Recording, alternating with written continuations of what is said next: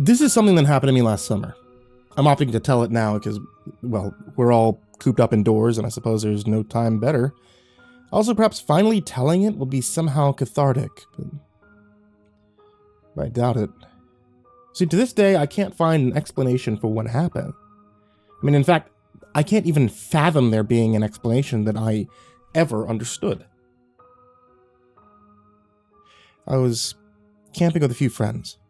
We weren't terribly deep in the woods or anything, and in fact, there was another campsite set up maybe 200-300 meters away from us. For the first few days, calling it a great time would have been an understatement. See, we were having a fucking blast. Exams were nearly over, and we were blowing off steam any way we could. There were 5 of us in total: Neil, James, Curtis, Ahmed, and Steve. Me. Real sausage fest, I know. There was a lake within walking distance of our campsite, and I found myself sitting on the shore during the 3rd night. Curtis and I, we were smoking while talking about our final year of uni and the future ahead of us. It's been quite the tumultuous year, after all. After a while, Curtis left to hit on the girls in the campsite near us. I stayed for a bit after, listening to music while looking up at the stars. At some point, I noticed water rippling onto the shore. I froze for a moment. I couldn't imagine somebody actually being on the lake. I took my headphones out, and I heard the sound of splashing water. It sounded frenetic, almost like somebody was drowning. So I sat up and I looked, shocked at the sight ahead of me. Sure enough, there was somebody out there maybe 50 meters away from the shore, seemingly struggling to stay afloat. Looked like an adult man, but I can't tell from so far away. But it certainly wasn't a child. What the hell, I thought. Of course, the first conclusion I came to was that my friends were playing a trick on me. It was definitely something that they'd do, after all. Fucked up, I know, but I mean, it was nearly midnight. Who the hell else could it be? "Oh, come on!" I yelled. "You think I'd fall for that?" The figure just kept splashing around. Soon enough, I started getting worried. At that point, it was either saving my pride or letting somebody drown to death. If it was one of my friends, then I'd get back at them later. "Hang on!" I yelled out before jumping in. I wasn't the best swimmer, but I was certainly competent enough. I was confident that I'd be able to lug this guy to shore. Nevertheless, my lack of goggles, combined with the fact that it was nearly pitch black outside, did make things a bit harder. Eventually, I stopped in order to make sure that I was moving the right way. However, he was gone. There was no more splashing. I panicked for a moment, thinking that I'd acted too late, but then I realized something even more horrifying. I was able to stand. The water went up to my chest. I was only about 5'6" or 167 centimeters tall, and I looked back at the shore, realizing that I was just about 50 meters out. What the hell? I thought to myself. A chill ran up the back of my spine as the implication set in.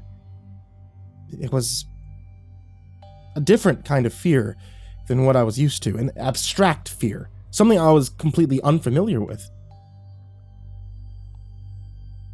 I stood still for a moment.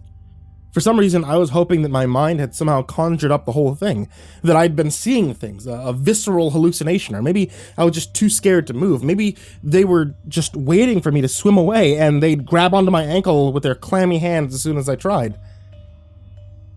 I'm not sure how long I waited. I was probably under a minute, even though it felt like far longer.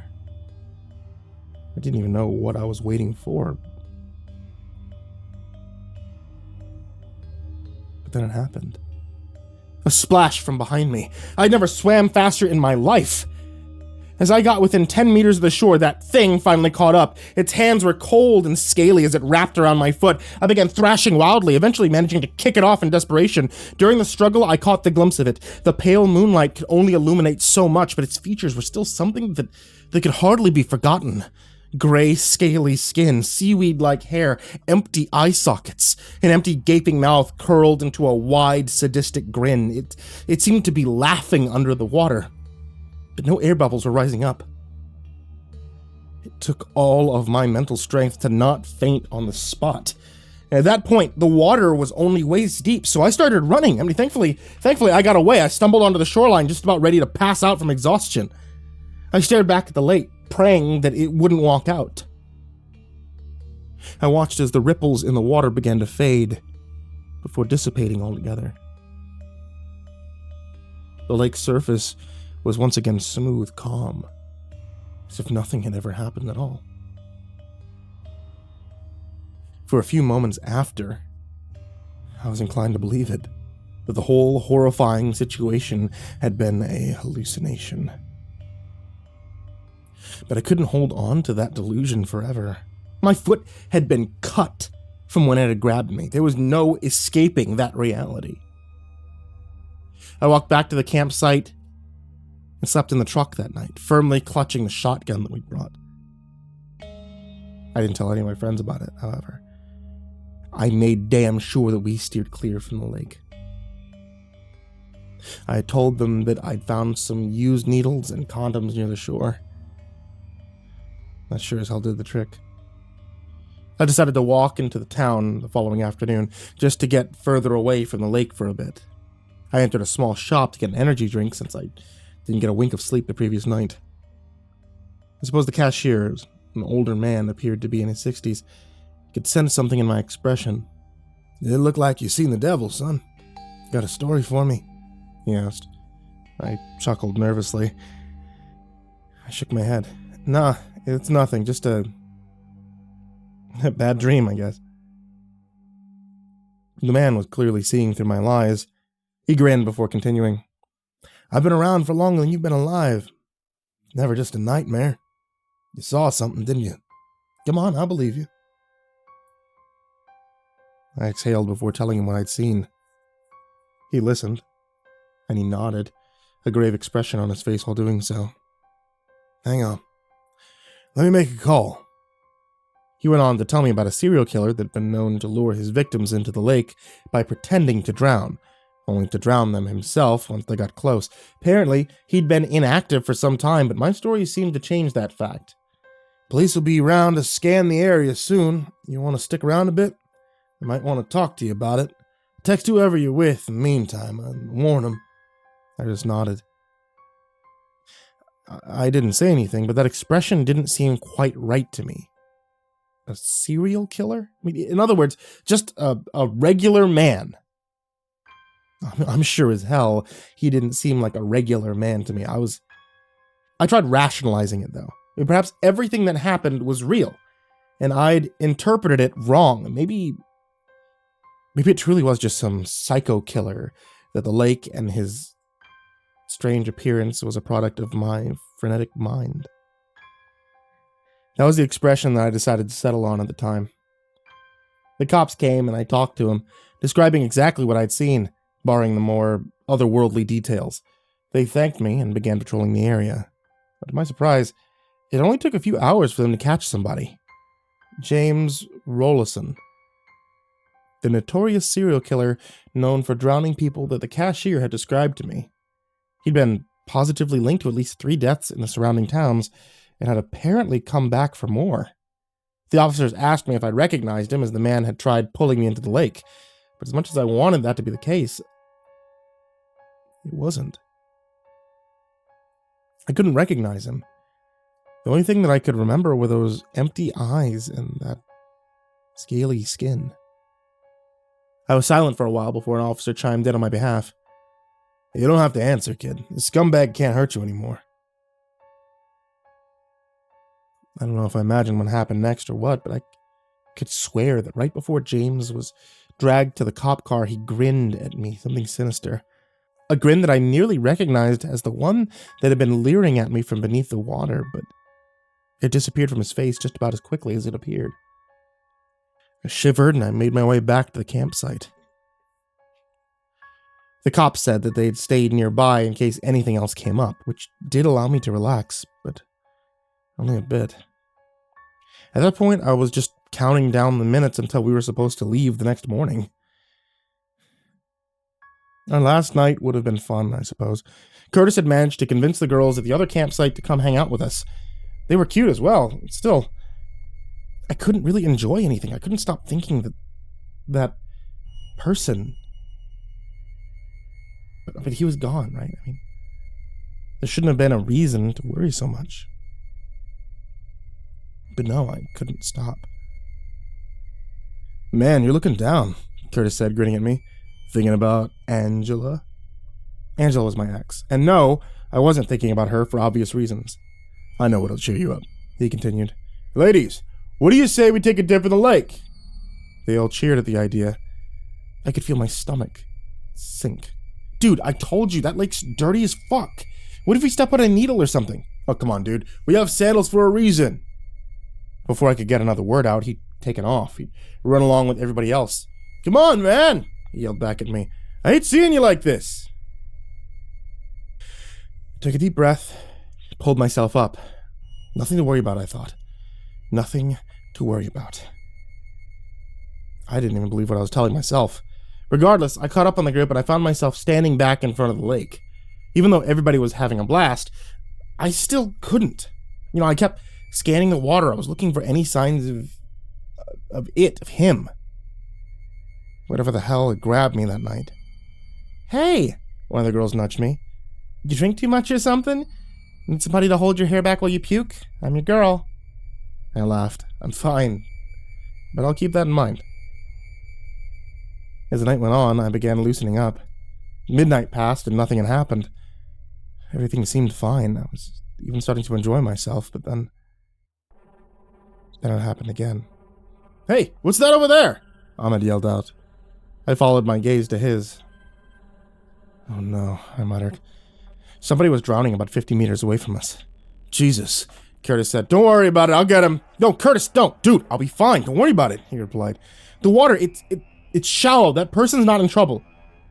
Jeez, man, do you hear yourself? I'm not gonna let him die, all right? I couldn't do anything else before he swam off. I went after him, but he was far faster than me, just like before. The drowning man disappeared as soon as Curtis reached him. He stopped swimming and stood confused. What the hell? He said. Where'd he go? Curtis! I was basically shrieking at this point. Get away from there! I blinked once. He was abruptly dragged into the water. What happened next was too blurry for me to recall exactly. I remember diving after him only to find no traces of anybody. The cops came at one point due to how much I was yelling. We searched hours for him, scouring the lake as thoroughly as possible. It wasn't even that big. If he was there, then he should have turned up. The cops had a hard time coming up with an explanation, of course. They settled on drowning as the cause of death. For the time being, not that it made any fucking sense. Curtis knew how to swim. The deepest part of the lake was 177 centimeters. He was 186 centimeters tall. And as for James, well, he hadn't escaped. He was in custody while it happened. I can't explain what transpired that night. It might be something beyond understanding at all. I can't believe I lost a friend that night. I drove back out to that lake a few nights ago. The entire place was empty. I'm not sure what I was trying to do, what I was trying to learn, if anything at all. I stared out at the water for hours. Well past midnight. The drowning man didn't make another appearance, however. Something did wash up on shore. It was almost like a taunt. A sandal. The same one that Curtis was wearing that night.